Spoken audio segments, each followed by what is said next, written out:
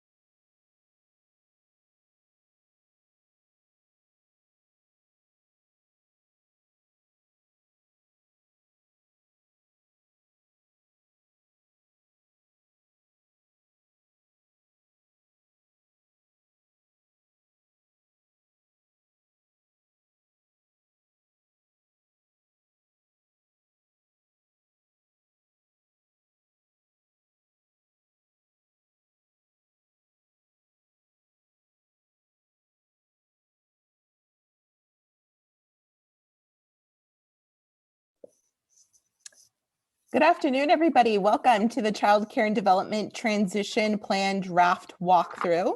I am going to turn things over to Frida, our interpreter, to provide some instructions for interpretation services. Frida. Thank you, Ms. Mesa. Good evening, everyone, and welcome. My name is Frida. My colleagues Kim, Ashley, and myself will be your interpreters this evening. Buenas tardes a todos. Mi nombre es Frida. Mis colegas Ashley, Kim, y yo seremos sus intérpretes esta tarde. I'll give this message both in English and in Spanish. Daré este mensaje tanto en inglés como en español. In order to provide language access, this meeting will have simultaneous bidirectional interpretation into English, Spanish, and American Sign Language. If you're bilingual into English and Spanish, you don't have to click anything. However, if you're not bilingual and you're in your laptop or a PC, please locate the icon shaped like a globe at the bottom of your screen, click on Language Interpretation, and then select English. If you're on your phone or an iPad or a similar device, then locate the three-dot menu in the upper right corner of your screen, click on Language Interpretation, and then select English. When you speak, do so at a moderate pace because the interpreters are going to be simultaneously interpreting everything you say. A efecto de proporcionar acceso lingüístico, esta reunión va a contar con interpretación simultánea bidireccional al inglés, español y lenguaje de señas americano. Si usted es bilingüe, no tiene que presionar nada, pero si usted no es bilingüe en inglés y en español y está en su computadora, por favor encuentre el icono en forma de globo en la parte inferior de su pantalla, haga clic en interpretación de idiomas y después seleccione español o Spanish. Si usted está en su iPad o su teléfono o un dispositivo similar, entonces localice el menú de 3 puntos en la parte superior derecha de su pantalla, haga clic en interpretación de idiomas y después seleccione español o Spanish. Cuando hable, hágalo en español y la intérprete estará simultáneamente interpretando todo lo que usted diga. Gracias. Thank you. We may begin. Thank you so much for that, for those instructions, Frida. And again, welcome to everybody. We still have quite a few newcomers coming and joining us. So welcome everyone to the Child Care and Development Plan Draft Walkthrough. Just as a reminder for those of you that have not participated or had an opportunity to participate in some of our previous stakeholder engagement calls or previous listening sessions, my name is Cristina Mesa, and I am the Chief of the Cal Works and Family Resilience Branch. And I have the honor once more of being your host this afternoon as we go through the walkthrough of the draft transition plan that's now live on our website.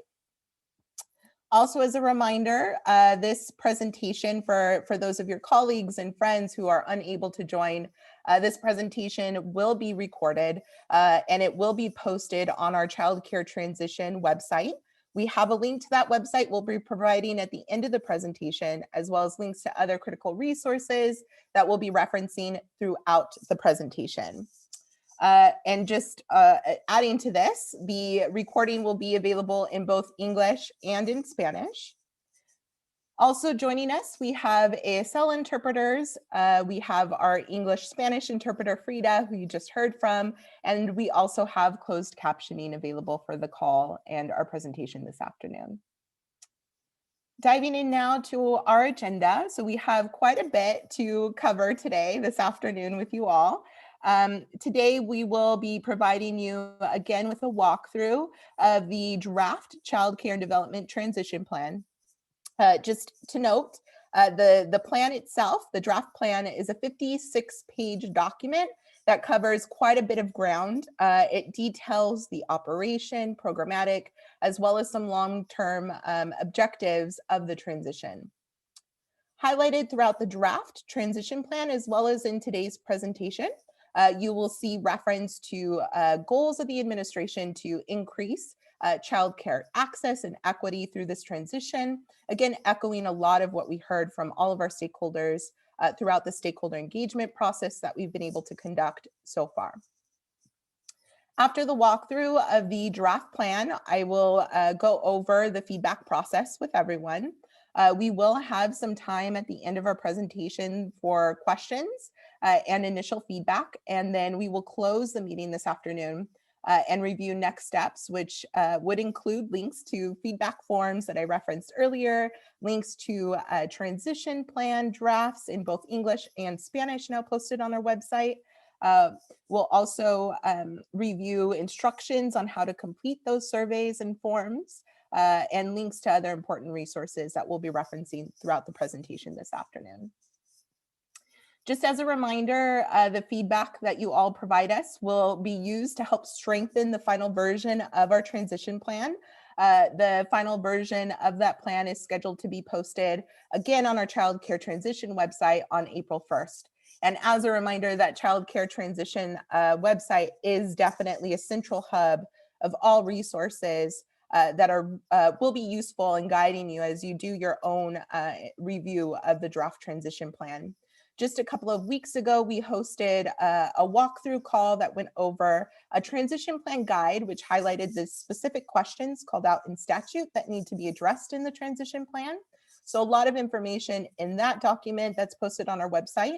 We also walked through our listening session brief, which is a synthesis of all the listening sessions we've been able to host so far with our stakeholders. So another critical document to review as you all are conducting your own review of the draft transition plan. With that, we have Corey Rhoda from our team joining us and will be our host, helping guide through the slides with all of us. We've also got a couple of staff and folks on the line to help answer questions towards the end of the call. But with that, Corey, if we can go to the next slide, please, and we'll dive right into the walkthrough.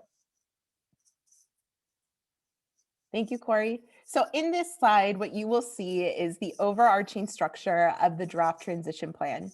The plan itself is divided into 8 sections, all listed here in the slide. You can find this divvied out in the transition plan and introduced on page 4. So you'll notice as we go through this walkthrough, we'll reference some of the content that you can find in the transition plan, and we've also listed page numbers. So if folks are interested as we walk through the slide together, you can have the plan open and follow along as we move through the slides and content together today. So as I mentioned, this slide covers the 8 sections that are in the transition plan draft. For the purposes of this presentation, we'll be highlighting material that can be found within each of these separate sections. So you'll see them numbered as we move along through the presentation. In the first section of the transition plan, and again, this all comes after our executive summary. So we'll dive into what's included in the executive summary next, but this is really the meat and bones of the plan. So in section 1, you will see workforce and logistics.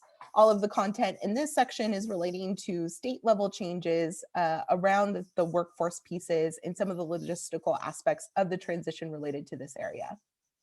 In the second section, we've got the administrative transition section, which is related to short-term operational objectives all around the transfer.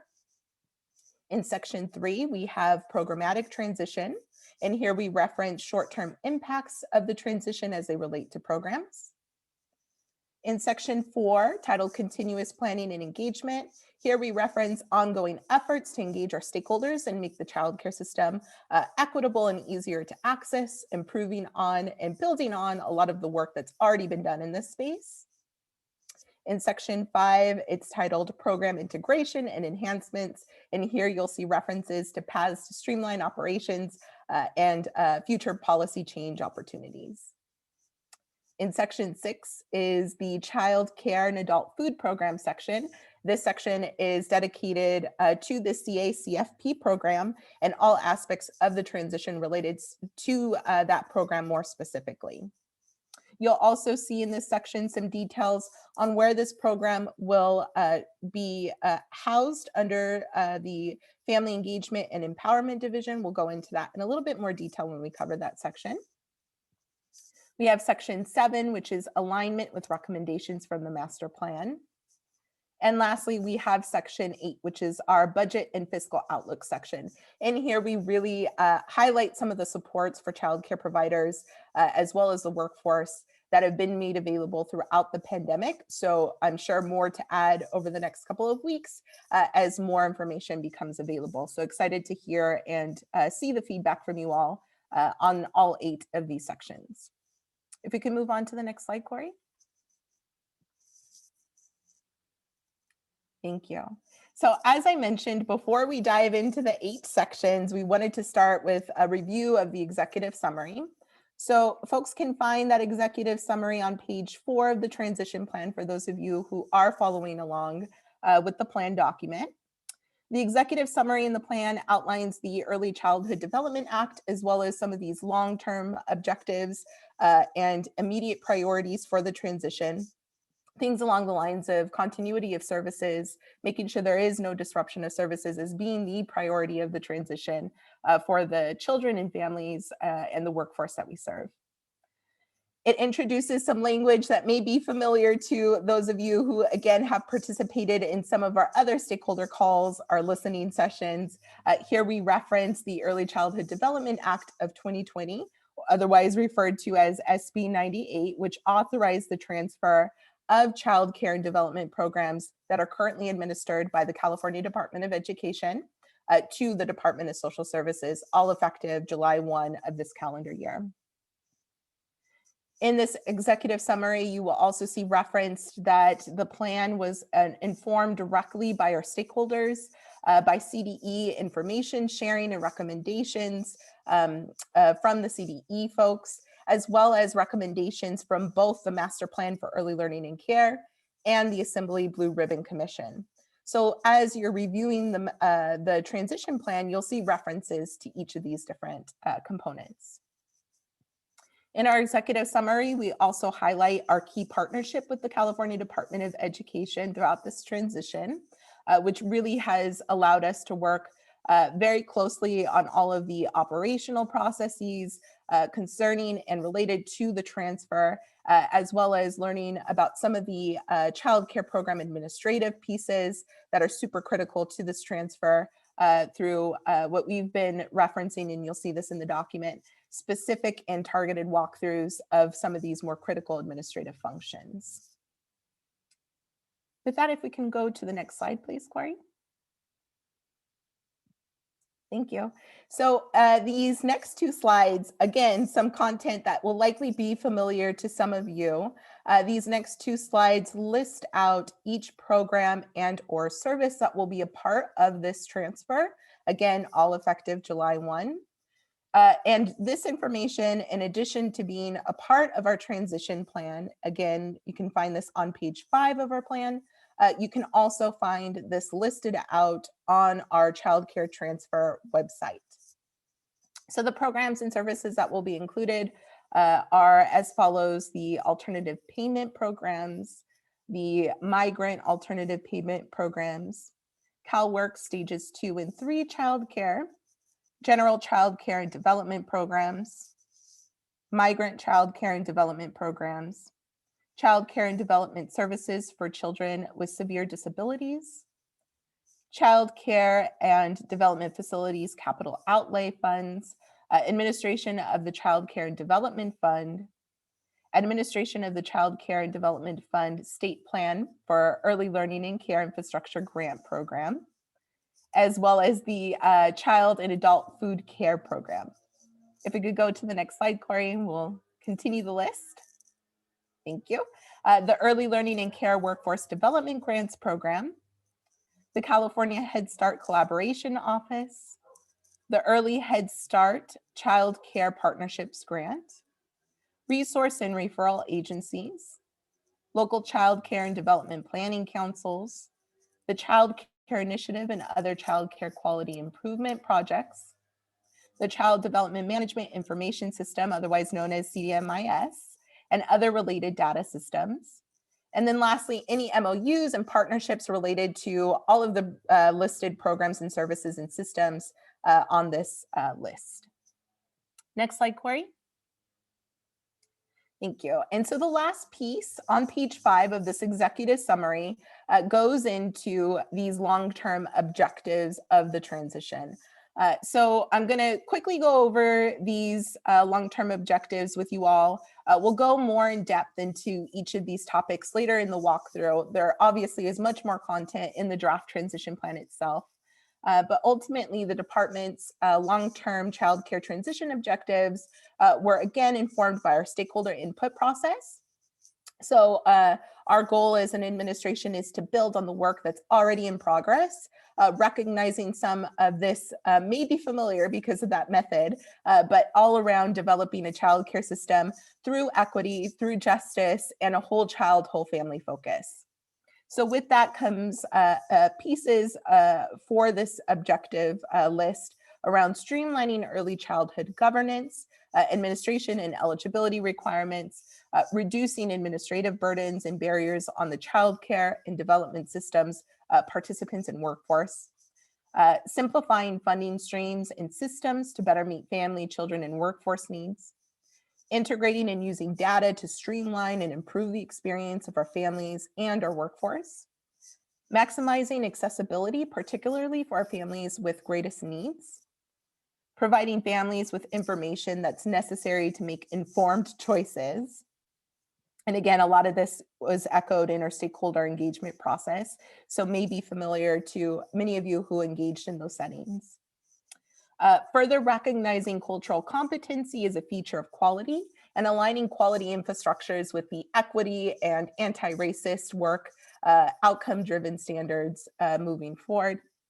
Creating a comprehensive data and governance infrastructure across departments that can help inform policy and funding decisions with this focus on quality, equity, and again, whole child, whole family approach to services. Using data to examine bias and the root causes of inequities, along with the factors that create barriers for children and families. Exploring the development of shared service networks that support the child care and development workforce. Supporting the expansion of facilities in underserved communities to promote equitable access. Integrating child care and development services to provide timely and accurate information to parents and caregivers. And then lastly, implementing timely data-driven policies, practices, and resource allocations to support better outcomes for our children, for our families of all races, ethnicities, incomes, spoken languages, and communities. Next slide, Corey. Thank you. So as I mentioned, right, there are 8 sections of our transition plan draft. So what we just reviewed again was in that executive summary. Diving now into the first of our 8 sections, workforce and logistics, folks can find this on page 10. And here you will see some detail about the staff who were part of this transition. So right now there are approximately 185 California Department of Education staff who will be welcomed to the Department of Social Services as part of the transfer. These staff will be a core part of the department who will operate within what is introduced in this section, the new Child Care and Development Division. So the department is also very excited, and we highlight this in this section as well, to welcome Dr. Lupe Jaime Millam to serve as the Deputy Director for this new division. Many of the transferring positions, again, will be housed within this new division. I think it's also important to note, and you'll see more detail around this in this section of the transition plan, that other folks will be integrated into our divisions and branches at the department that based on function, right, of those individuals a part of this transfer.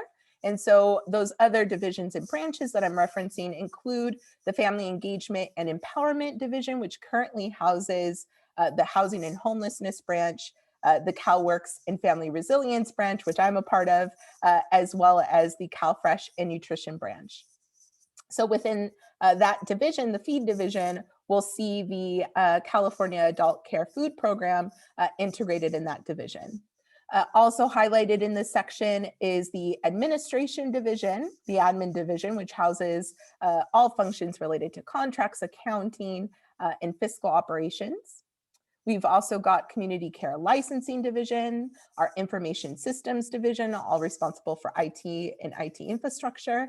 And then lastly, we have our research, automation, and data division, which is a new division formed within the department back in 2020. The department is currently continuing to assess all of the resources and staffing needed to ensure successful continuity of operations. Again, the primary goal of the transfer for all of the transferring responsibilities, as well as the envisioned system improvements. So the two departments, CDE and CDSS, have been hosting these bi-weekly meetings and discussions to plan around some of these logistical pieces related to workspace, supplies, and technology. And so you'll see that highlighted in this section as well. Next slide, Corey. Moving into section 2, which starts on page 13 of the draft transition plan. And before we move on, just to highlight, there are some goals that are outlined here meant to guide the administrative functions and aspects of the transition of childcare programs and services. And in there, you will see that there are goals that are echoed throughout, but to make sure that our families, our caregivers, and the childcare workforce do not experience disruptions to services. Again, that being one of the primary goals of the transition, and making sure that there's continuity of vital business operations. You'll also see some reference to goals around implementing workflow processes that reduce duplication and streamline administrative functions around areas that we've heard from stakeholders like contracts, auditing, and monitoring. So exploring those options, and you'll see that referenced in this section as well. The department is also performing ongoing engagement with our stakeholders, as we mentioned before, as well as our counterparts at the California Department of Education to help identify some of these critical points of consideration related to these aspects of the transition. And so again, that'll be informed as we move forward in this process as well. So I think before we move on, just wanting to share a note here that given the work that is to be completed prior to the transition and transfer, ongoing program and policy enhancements will be phased in over time at the Department of Social Services, prioritizing, again, that continuity of operations and development of in-depth timelines internally for all of these deliverables that we'll be referencing in more detail in just a minute. If we could go to the next slide, Corey. Thank you. So within this second section, we have a few subsections. So we'll go through some of the content that folks can find in these subsections. And one of the subsections here is contracts, fiscal, and flexibilities related to the transfer. And folks can find this on page 15.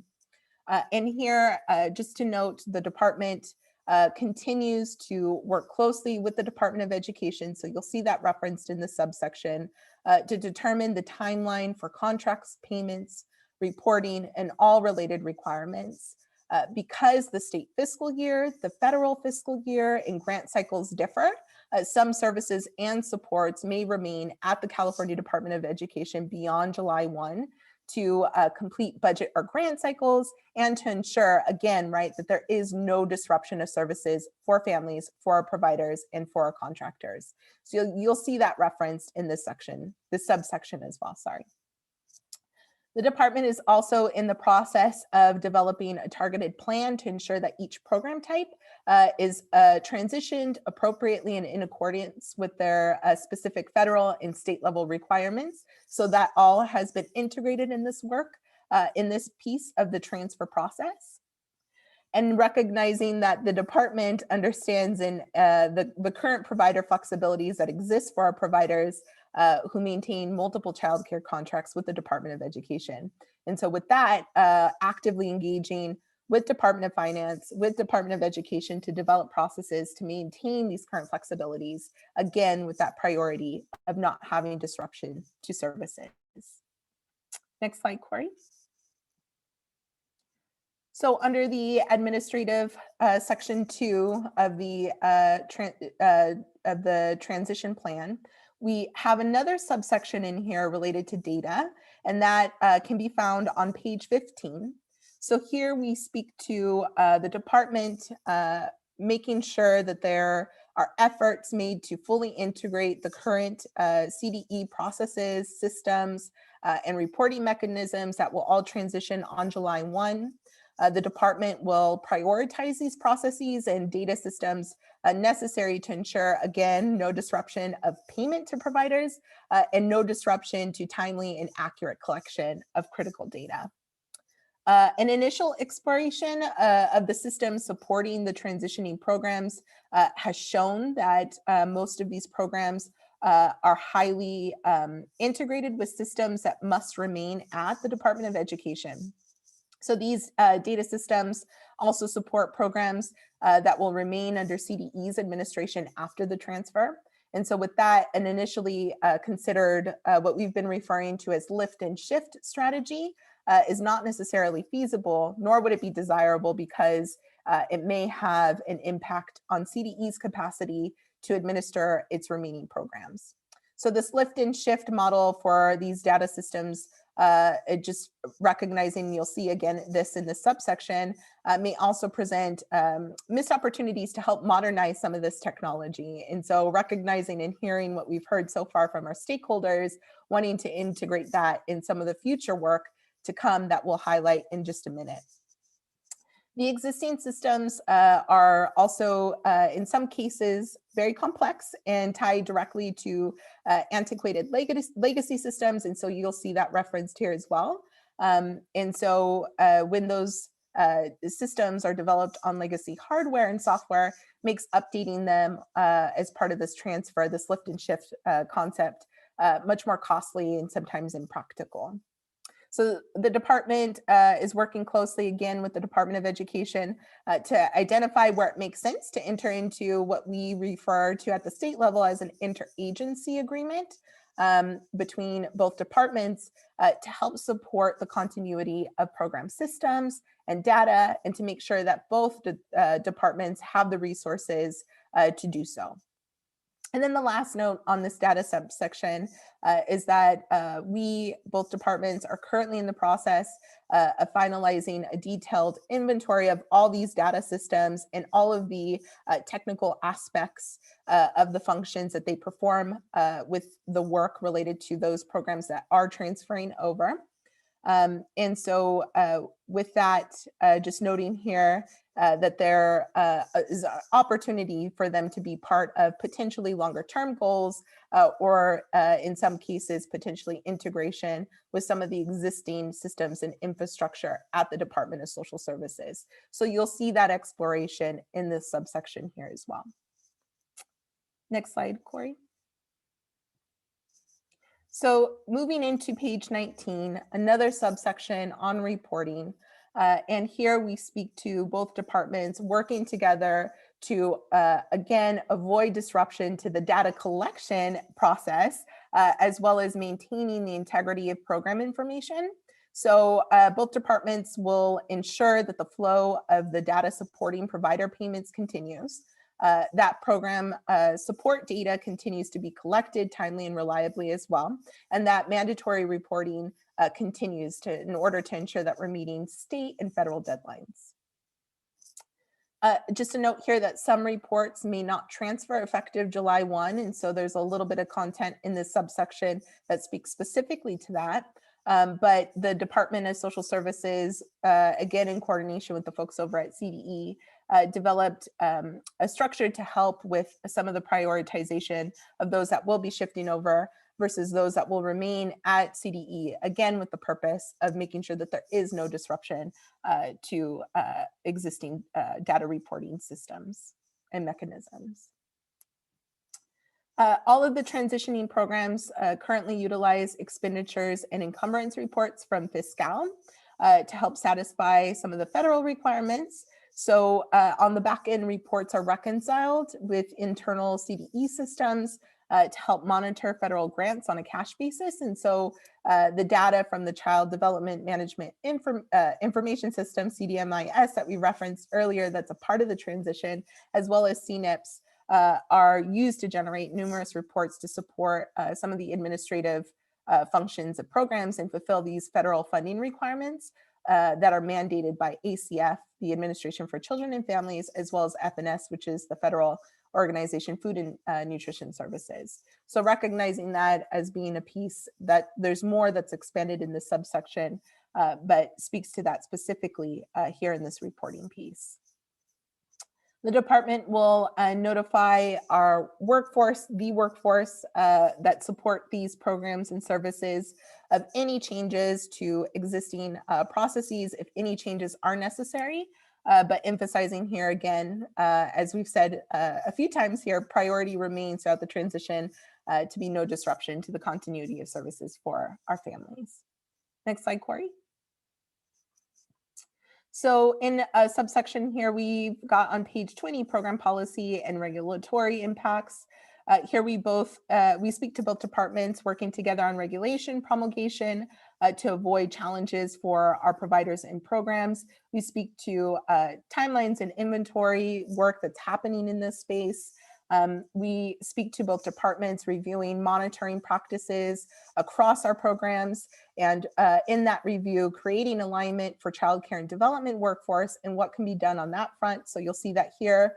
We also speak to reconvening what was our tri-agency collaboration meetings with the Department of Ed, with First Five California, to help alleviate and remediate any challenges or key decision points related to all of this work around regulation pieces. We also speak to notifying, again, the workforce of any changes to their existing processes if the changes are necessary. And we also speak to some status updates on policy and regulations that will be maintained on the CDSS website, all effective July 1. Next slide, Corey. Moving into section 3, the programmatic transition. And here we have a few subsections, but for reference, for those of you who are following in the document, this is on page 22. So if we could go to the next slide, Corey.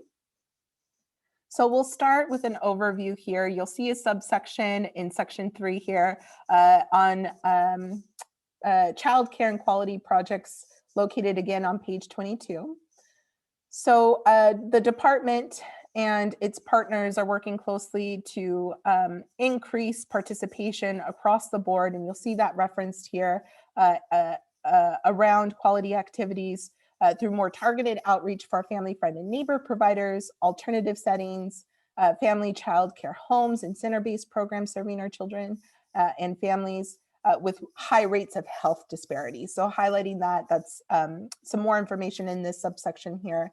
We talk about continued collaboration with the Department of Education to reduce inequities associated with expulsions and suspensions, integrating trauma-informed care principles and practices in all of our child care settings, partnering with our stakeholders and using data strategically to help inform child care funding investments. We also reference the work that's being done recently with the Department of Social Services engagement in Quality Counts California, and working in close partnership with the folks that engage in that space, as well as our stakeholders, to design and implement a shared definition and vision of quality. And a lot of this work is already happening, so excited to build on this work alongside the folks that engage again in this space. The department will also be working with local planning councils to create data-informed plans and capacity for facility expansion, and to continue work with CDE to coordinate quality improvement efforts, including those that impact CSPP and mixed delivery settings. Again, I'll exploring some of the options that have been raised from stakeholders as that is referenced in this section as well. And just engaging with stakeholders more broadly in quality. I know that there have been some conversations specific around the quality work, and so all of that will continue again in coordination with CDE. Next slide, please. Thank you, Corey. So in here, we also have a subsection around California Head Start State Collaboration Office, and folks can find this on page 25. The CHSSCO is staffed with one member, the director, with this goal of creating linkages between Head Start and CSPP, as well as other state subsidized programs. And so that work will continue through this transfer. That director will report directly to the new deputy director, Dr. Luve Jaime Millam, of the Child Care and Development Division, and will be housed within that division as well. In collaboration with CDE, the CHSSCO will create linkages and partnerships between child care and development programs at the Department of Social Services, as well as preschool programs, including Head Start and state-funded programs that are part of local education agencies or LEAs. The director will participate in coordination meetings with the Department of Education and preschool through third grade P3 activities, all continuing to be overseen by CDE post-transition. Next slide, please. So in this subsection, we speak specifically to collaborative activities between childcare, preschool, and secondary school. Folks can find this on page 33.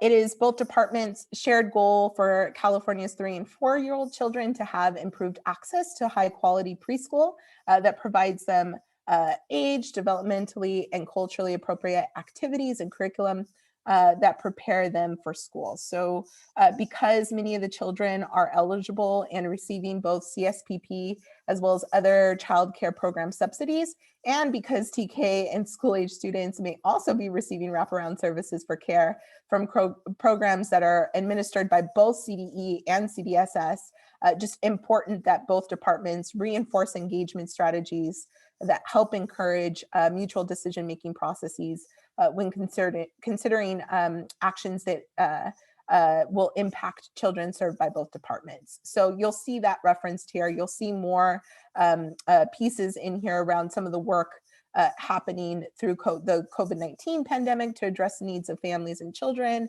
And we also speak to some of the considerations around children engaged in distance learning. Next slide, please. Thank you. We've got moving now into section 4, continuous planning and engagement. This starts on page 28, but we'll move into some of the other subsections in just a second. If we could go to the next slide, Corey. So we start with the subsection on stakeholder engagement, again on page 28. So throughout the transition, as I referenced early on, we've had a very robust stakeholder engagement process, which has included our quarterly stakeholder webinars, which we hosted every quarter starting in July of 2020, wrapped up our 3rd call in January of this year. We've got another one tentatively scheduled for April. And so those sessions were recorded, and folks can find those again on our Child Care Transfer website. We've also engaged directly with the Early Childhood Policy Council, or ECPC, for their regular council meetings, but also in their work group settings. So looking forward to continuing that partnership and that relationship and using that platform to help inform the transition moving forward as well. We've also hosted a series of topically based listening sessions. So all of the listening sessions that we've hosted so far, those materials and recordings can also be found on our childcare transition website. We speak to this a little bit more in detail in the plan, but we also have, again, that synthesis document, our listening session brief that's posted in English and Spanish on our website. We hosted for last year around contracts, issues and challenges in our rural areas, equity, and whole child, whole family. We've also engaged directly with our tribal partners and the tribal childcare space. So excited to continue that work. And we speak to that in this subsection of the transition plan as well. And then lastly, we speak to our partnership with the Child Care Providers Union, our CCPU, and the work that is being done in that space and the opportunity for stakeholder engagement presented through that CCPU partnership. Next slide, Corey.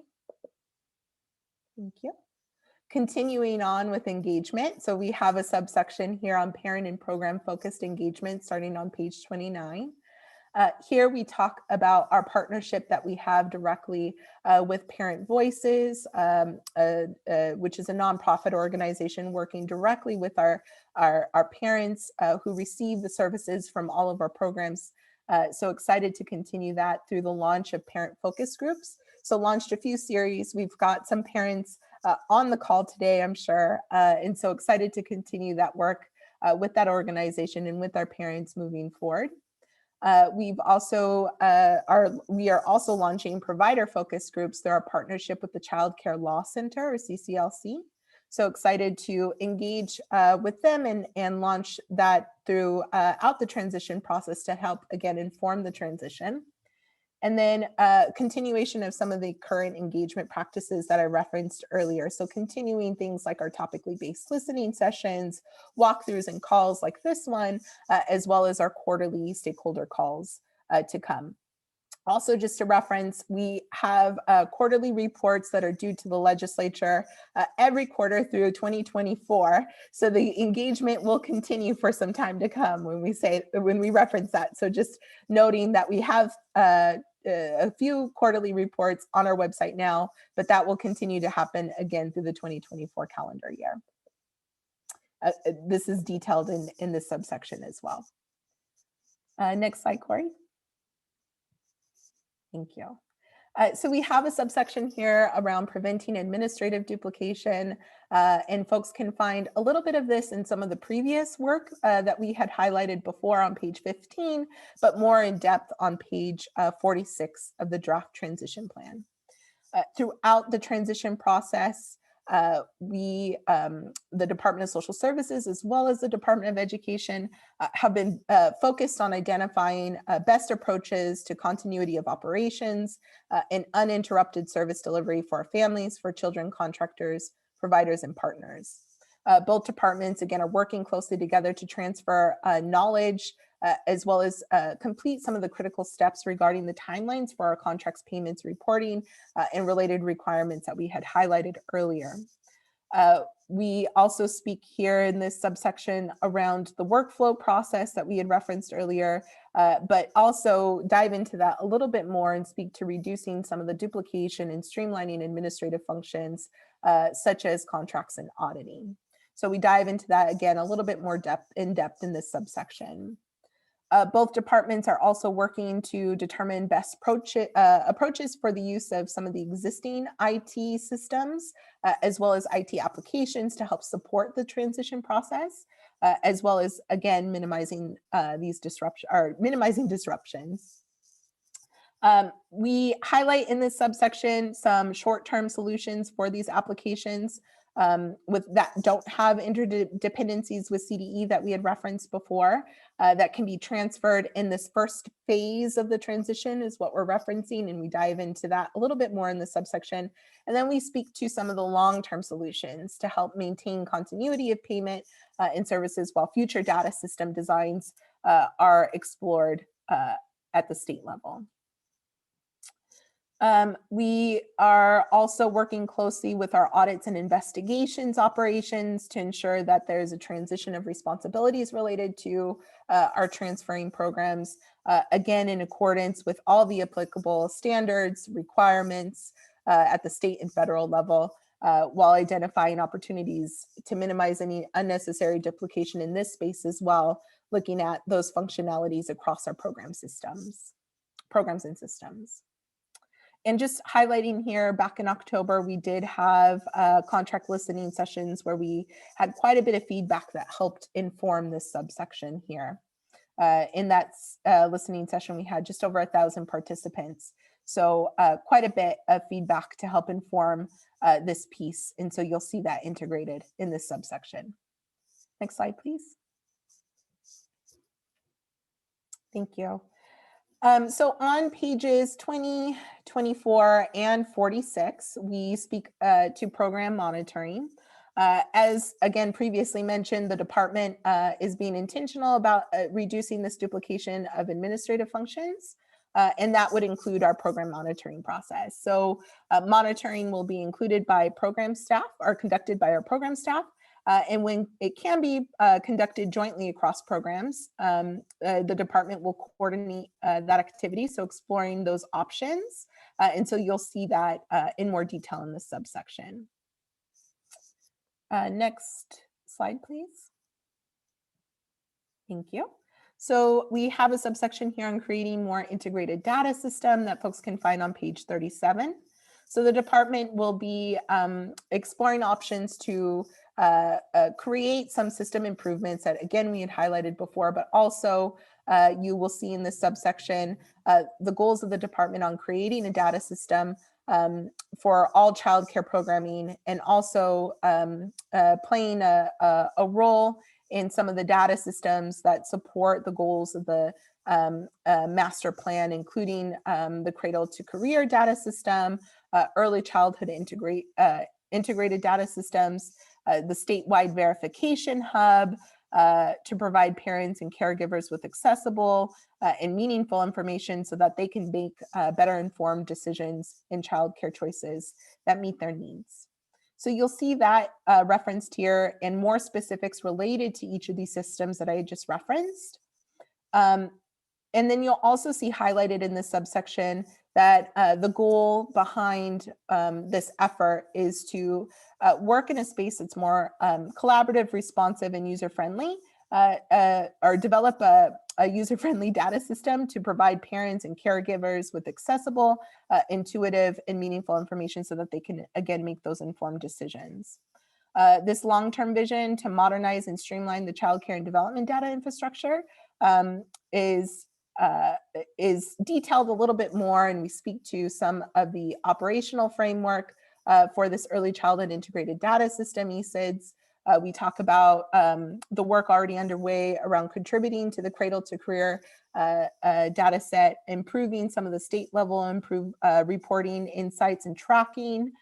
We speak to, again, how some of this ties directly to the goals of the master plan, specifically around equity, quality, and availability as defined by the communities that we serve. We also speak to the intent of the Early Childhood Development Act of 2020 to help provide our parents and caregivers with enhanced information, again, about their childcare choices. So all of that is detailed again in this subsection. We also talk about some of the revisions to be made to data sharing practices by creating what is referenced in this subsection as an identification system for our families and children to help support data security and integration and streamlining that process. Access to data, again, will be used to advance equity, and so that's referenced here. We speak to annual reporting that will be built and developed to collect population-based data to help monitor child-focused data that affects outcomes, such as access to childcare and development resources, inclusion, and suspension rates. We also reference dashboards that will be designed and systems-based metrics that will be shared with the public regularly to examine biases and use systems and population-based data to understand some of the root causes of inequities that we referenced at the beginning of our conversation as part of our long-term goals, while continuing to engage in actions that respond to those findings. So again, quite a bit of information in this subsection around some of the goals and initiatives already underway around data integration in systems.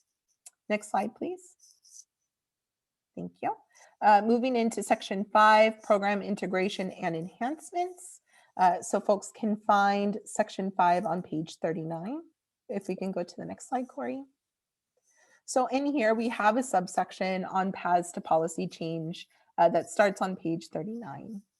So here we have, again, some recommendations from the master plan, although we go into this a little bit more depth in that master plan section that we'll go into in just a minute. But in this subsection, we talk about the work that's underway with our partners at the Child Care Law Center, as well as the Center for Law and Social Poverty class to develop a long-term policy plan. And so folks will see that reference throughout this subsection, and some of the key takeaways that we have taken from the stakeholder engagement process highlighted and elevated in this subsection to help develop and inform this long-term plan. So in here, we have heard from stakeholders and have shared here things along the lines of compensating providers by reimbursing them at rates that reflect the economic diversity of California.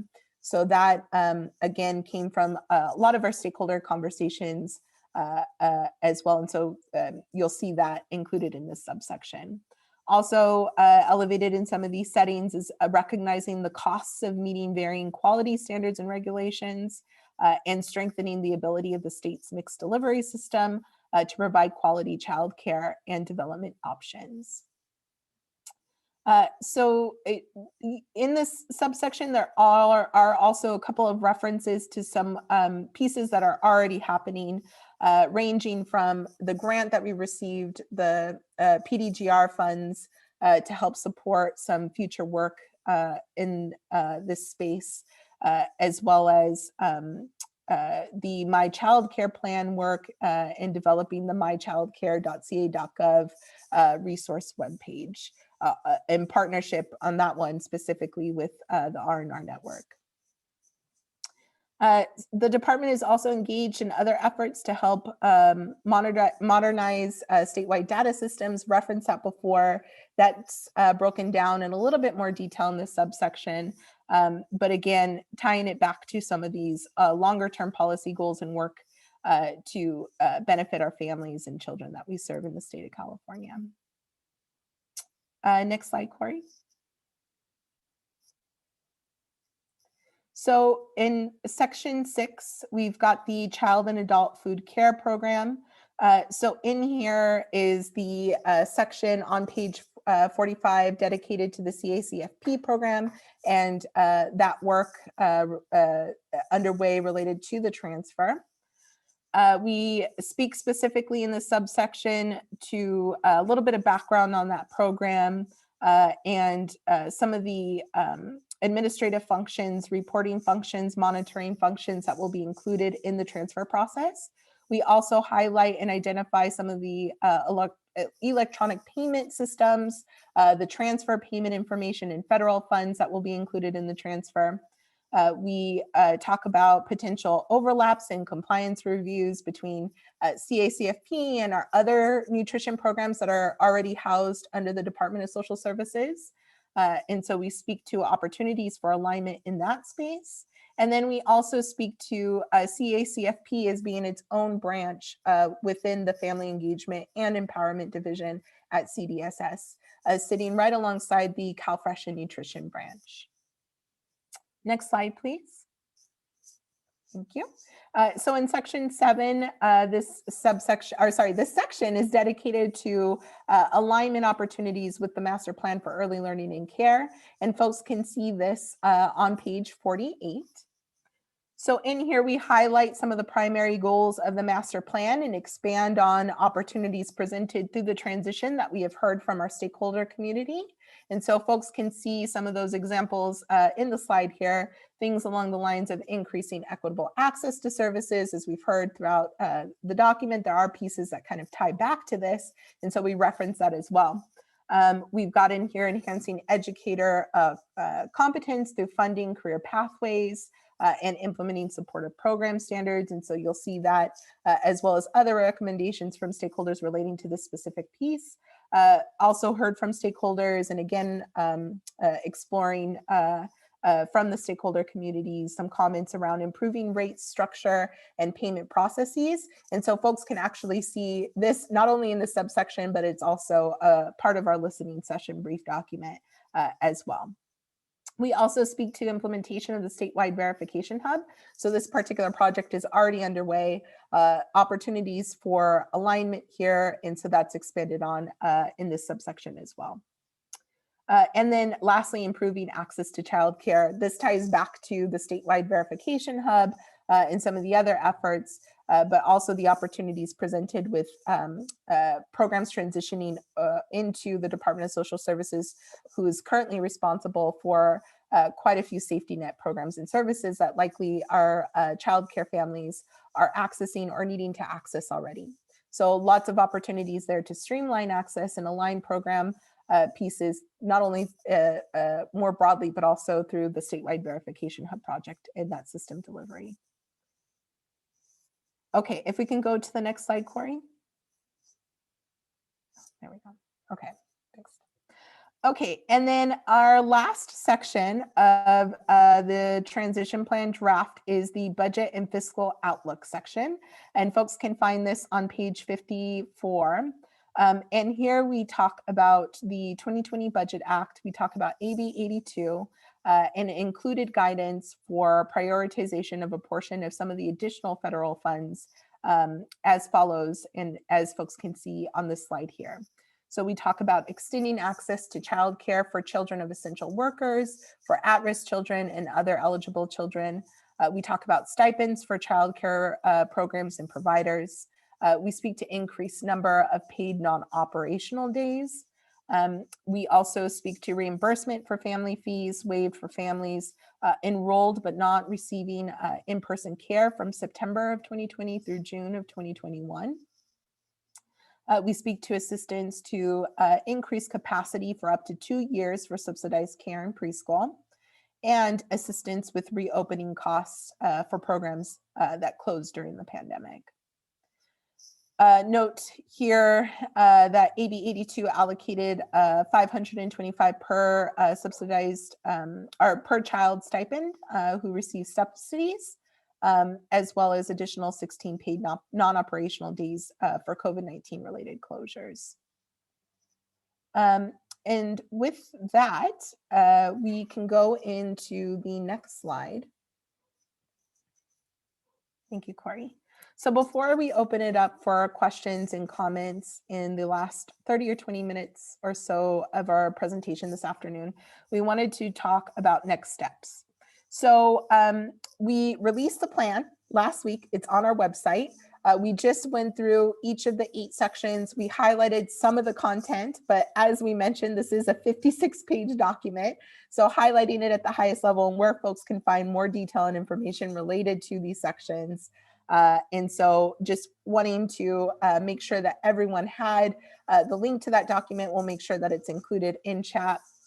And I believe we have one more slide. Yes, we have one more slide with more information. Feedback related to the transition plan is due on March 16th. So if you're navigating that feedback form directly from our website, it's right beneath the transition plan link. But in addition to that, we also have the link here in the slide, and we have a QR code. So if you have your smartphone handy, you can actually scan the QR code that you see on your screen now and get immediately redirected to our feedback form for the transition plan. We just posted the Spanish translated version of our plan to our website today. So really excited to have gotten this 56-page document translated in time for today's walkthrough. That is up and available, and feedback for that, for the Spanish version of the plan will be due March 23rd, wanting to make sure that we still give folks sufficient time to provide feedback, including our Spanish speakers. And so the link to the Spanish version of this feedback form is also included here. And folks can navigate to the Spanish form directly from the SurveyMonkey account. So if folks click on the QR code, there will be some options to translate if needed. Next slide, Corey. So really looking forward to seeing the feedback from folks. Again, that feedback will be used to help strengthen the plan. And so excited to hear and see from all of you guys. Again, I know we've had quite a few folks join us after we launched, but this walkthrough is being recorded in both English and Spanish. This walkthrough will be available on our transition focused webpage. Folks can see that webpage on our screen now, a link to that webpage on our screen now. Again, we'll link it in our chat. And if folks have any trouble navigating any of the pieces that we had shared today, or if they have other questions that are still unanswered, that are not addressed in this walkthrough or in some of the feedback processes, invite you all to email us at cctransition@dss.ca.gov. We have folks dedicated to this email address to take feedback and also to respond to some questions that need immediate attention. With that, I think we will open it up to the question portion and initial feedback portion of the call. Again, recognizing that was a lot of content, and the plan was just made available to folks a little over a week ago. But again, excited to hear. If folks aren't able to respond to questions or ask their questions verbally, and I'll go through that instruction in just a minute, highly encourage everyone to enter your questions in chat. Or even initial feedback. And I saw reactions as I was presenting, so really appreciate that initial feedback. We will be keeping the chat as record, and so this will be used as feedback for us as we move forward. With that, I want to give a little bit of instructions on how folks can verbally ask their questions. So as I mentioned, feel free to ask questions in chat. Provide feedback in chat, but also if you'd like to ask questions directly to us verbally, there is a raise hand feature, so folks can actually raise your hand, and you should see that on the right side of your screen. And so feel free to raise your hand and we can unmute you. Again, raise hand feature, we can unmute you and then entering your questions and feedback in chat.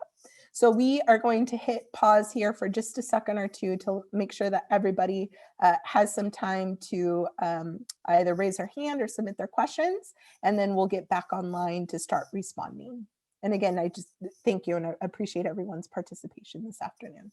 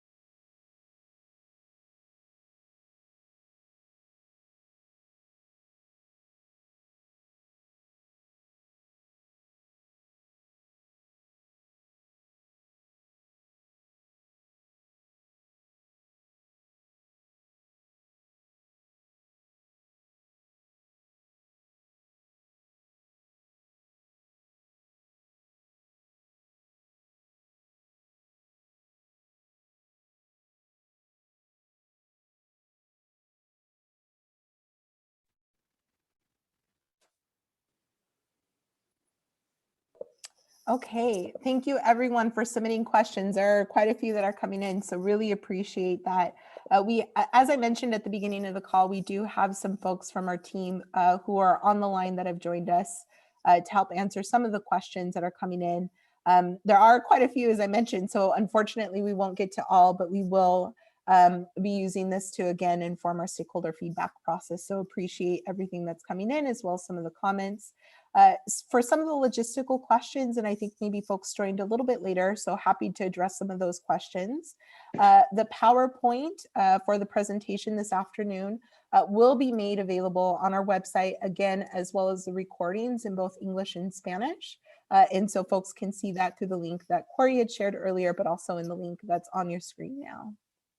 So with that, I think we have a couple of folks from our team who will address some of the questions that came on a little bit earlier on in the presentation.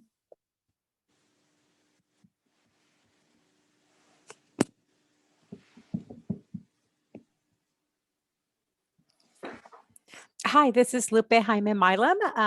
I hope you can hear me. Christina, can you confirm? Yes, we can hear you, Lupe. Welcome. Okay. Wonderful, wonderful. And again, it's great to be able to be part of the stakeholder feedback and be able to receive all this great feedback. I do want to speak to some of the conversation in the chat in regards to education and childcare.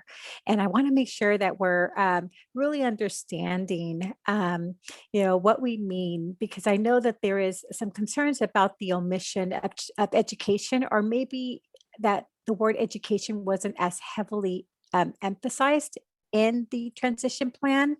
And as we know, when we talk about the word development, even in my title, Deputy Director of Child Care and Development encompasses a lot, which includes also education.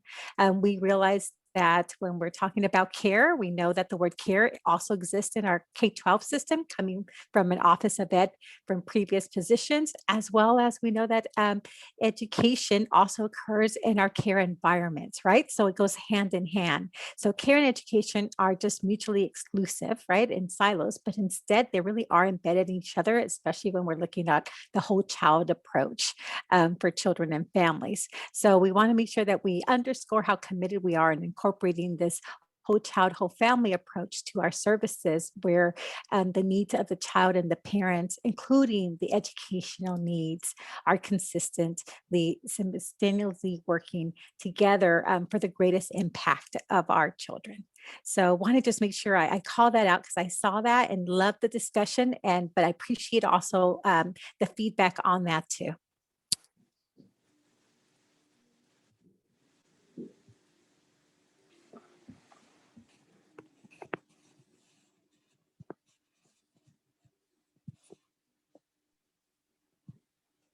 Hi, good afternoon. This is Jennifer Hernandez. I see a question in the chat around why the transfer of CACFP, the Child Adult Care Food Program. So that's a great question. Again, the intent behind this transition is really to create more opportunities for the families that we serve, right? And so given some of the other programs that are housed within the Department of Social Services and more broadly within the Health and Human Services Agency, there is a lot of opportunity to better integrate and create access points for various programs. And so it is a timely opportunity. As we have said before, the CACFP program will be housed within the Family and Engagement Empowerment Division, which includes CalWORKS, CalFresh, and our Housing and Homelessness program. And so it is really great synergy in terms of programs that are on the front line of really connecting our families to resources and additional services. Thank you.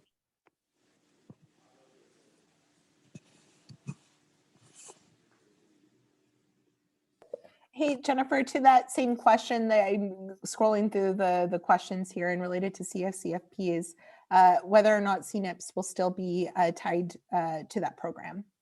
Great question. Apologies, I missed that question in the chat. Again, as we've said in this conversation in particular, a lot of what we're trying to do is ensure that continuity. And so in the immediate, CNIPS is not going away. In fact, in the next 2 weeks or so, we are getting a deep dive in terms of how CNIPS functions. We are working on agreements to ensure that there is that continual access to CNIPS. And perhaps, you know, in the long run, things may change, but for now, there is that expectation of continuing to use CNIPS.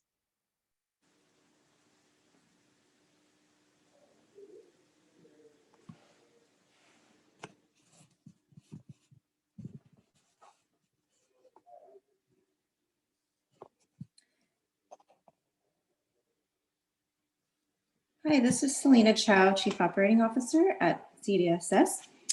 I wanted to comment on a couple of the questions regarding audits and contracts and whether there would be double the work if there's a contract with CDE as well as a contract with CDSS. We recognize that there are contractors that serve multiple programs, and what we're trying to do is streamline the process. So we are still researching all of the requirements and seeing if there is some ability to streamline and do them in a combined fashion so that there isn't going to be a need to do one for each department. So we definitely will be providing more information on that process as soon as we are able to confirm that it's a possibility to consolidate.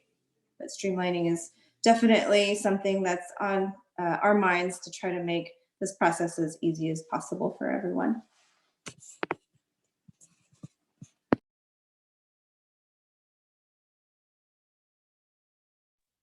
Okay, I see a follow-up question there regarding CACFP, asking whether there will be different contacts for the CACFP than they had at CDE. So again, the staff has been identified who will be transferring over. In some instances, perhaps they perform different functions. And so there may be some variation, but there will certainly be continuity, right? Many of the folks that you had engaged with will continue to work with us. I will say though that we are planning on doing additional communications. We recognize that there's a lot that is happening and moving. And so we want to make sure that we can provide you with detailed information about who your contacts will be. Again, the transfer takes place July 1. So a lot of those details will be worked out, but you should be expecting to receive communication once we solidify the structure for folks transferring over.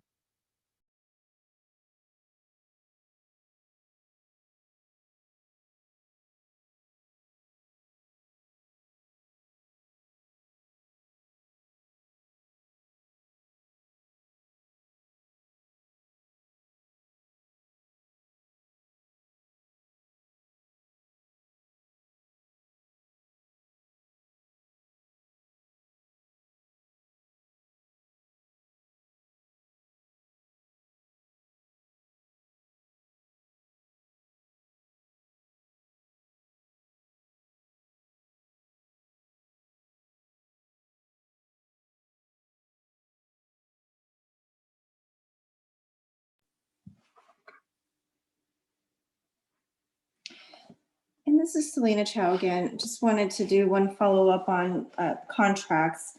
There was a question as to whether the contracts and funding would be coming from CDSS and whether contracts would be submitted to CDSS for all the programs listed.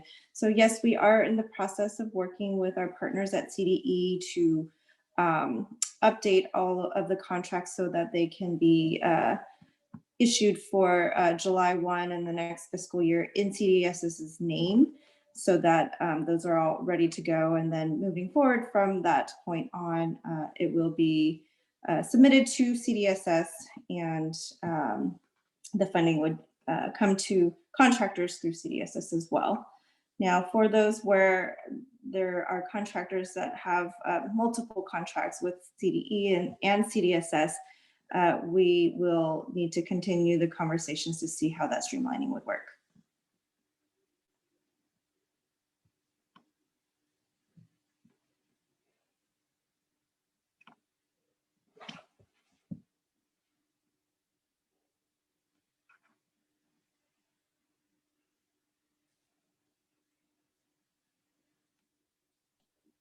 All right, this is Jennifer. I see another question coming in for CACFP. So a question around whether the contacts are experienced in CACFP. So this is a unique situation, right? It is very much a lift and shift for this particular program. So all of the staff that are coming over have experience with the program, and so they will be the folks that you will be continuing to engage with. There may be some adjustments in terms of sort of regions that folks cover, but yes, they certainly have the experience in the CACFP program. And I see also in the chat a comment from the CCFP Roundtable. We have been working collaboratively with them, and we'll continue to do so through the transition. So would really encourage those of you from the CACFP community to engage with us in conversations specifically around this program transferring over.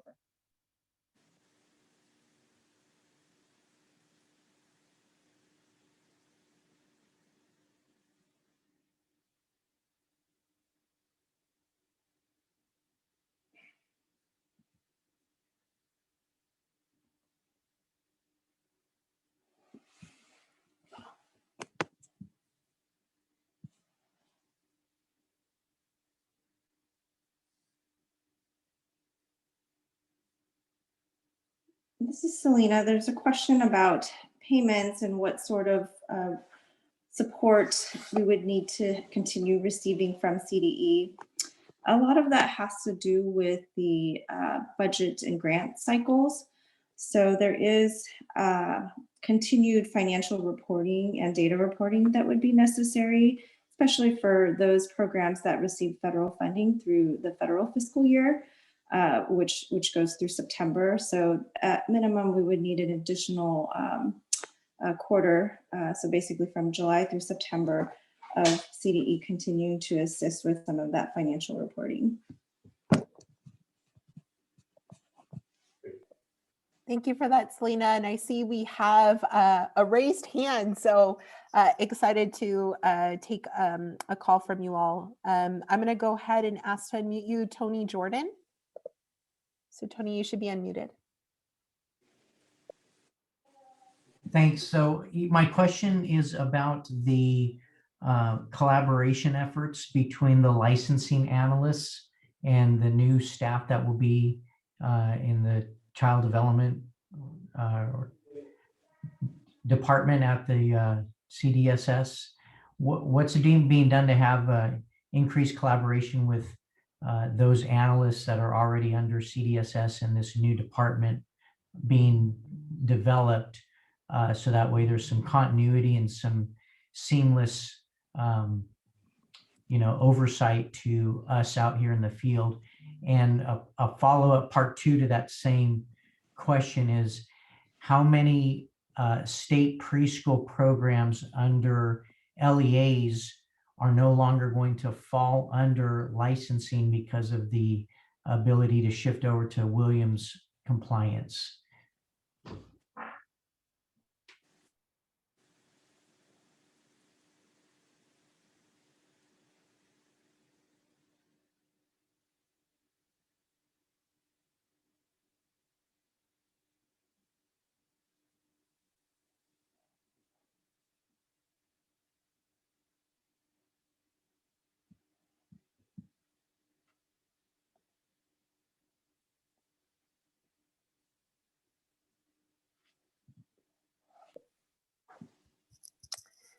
So thank you so much, Tony, for that question. We're our program administrator for our licensing division, unfortunately, is not on the call anymore.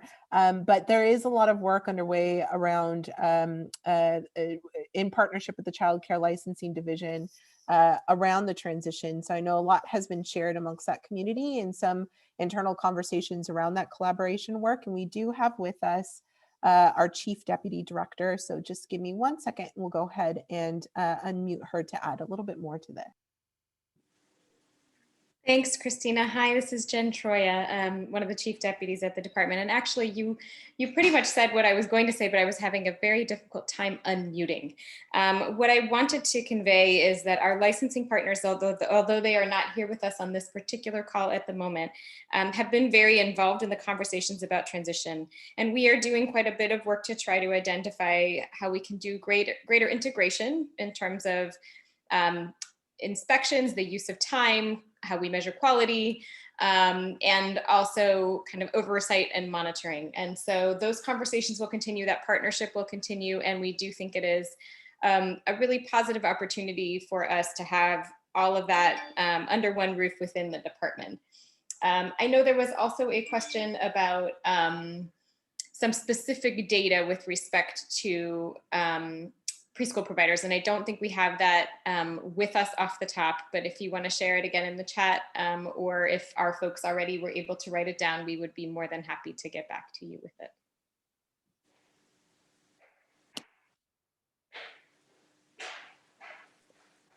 Thanks, Jen, and thank you, Tony, again for your question. So happy to do some follow-up there for the more specific piece of that question towards the end, and we do have folks on the line taking note.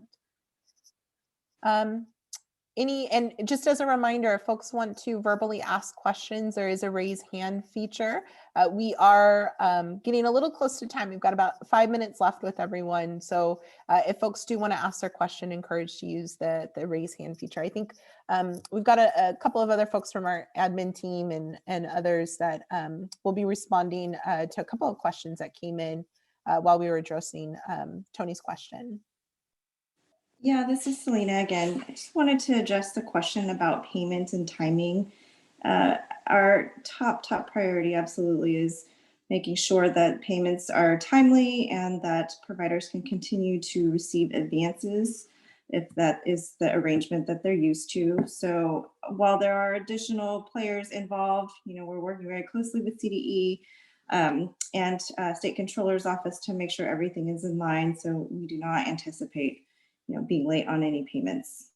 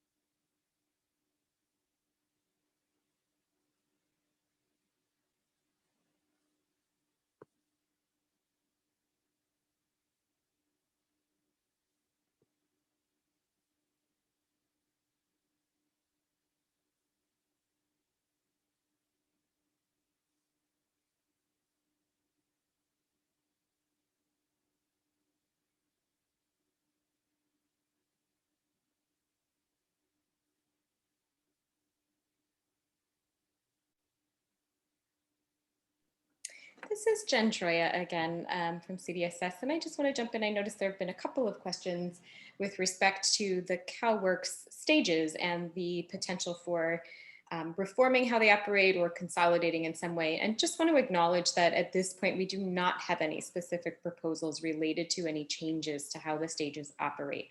I think you have seen reference to the idea that that is something that we think is worth exploring in conversation and engagement with all of you to have conversations about. And ultimately, any proposal like that would be proposed through the regular processes of policy or budget changes. So there is not anything immediately on the table being proposed, and just want to provide that reassurance that you all can expect to be engaged by us in the process of considering any potential changes. And just to piggyback on that, I know there was a question about CDE programs and budget amounts and the timing as to when we'd be able to share a dollar comparison for the current year, so 2021, and then the 21-22 year expenditures for each program type. Because the budget process is still in ongoing and in process. It will be the May revision, at which point we would have a better look at budget amounts that are approved for the programs. So we definitely will have that information available at that time and be able to share it once we get to May revision.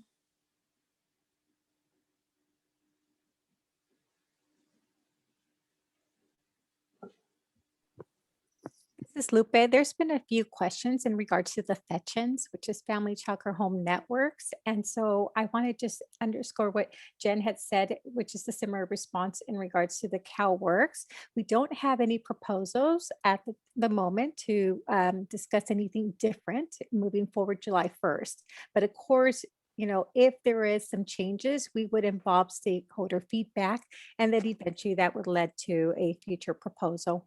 So we want to make sure that we're able to receive stakeholder feedback in case you have anything to add or share post July 1st, right after transition. And if there's any places where we need to enhance or support the FETCHN programs, please let us know. We're happy to receive that information too.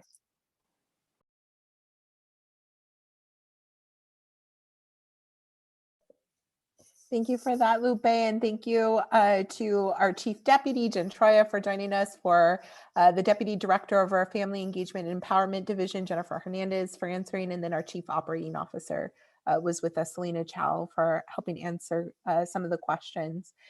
We see some still coming in, so appreciate all of this. Will be used to help inform not only some pieces of the transition plan development as we get closer to the final iteration of that plan, which again will be posted on April 1st, but also to inform some future stakeholder calls and potentially figure out a way and navigate a way with all of you to address these questions more broadly. So really appreciate it.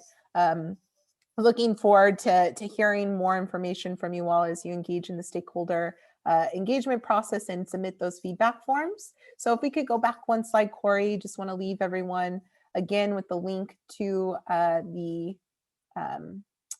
there we go. The link to the survey form where we will be collecting feedback from you all on the transition plan draft. Obviously, a lot of feedback has been collected from this call. So again, just want to share appreciation and look forward to seeing you all in the next call. We will go ahead and leave the chat open for a few minutes because I still see some questions and comments trickling in. And so we want to make sure we're capturing everything. So we'll leave that open for about 5 minutes or so, just to make sure that we've got all of your questions in that chat box. We'll turn to others. Anything else that folks want to add who helped with answering some of those questions before we wrap up?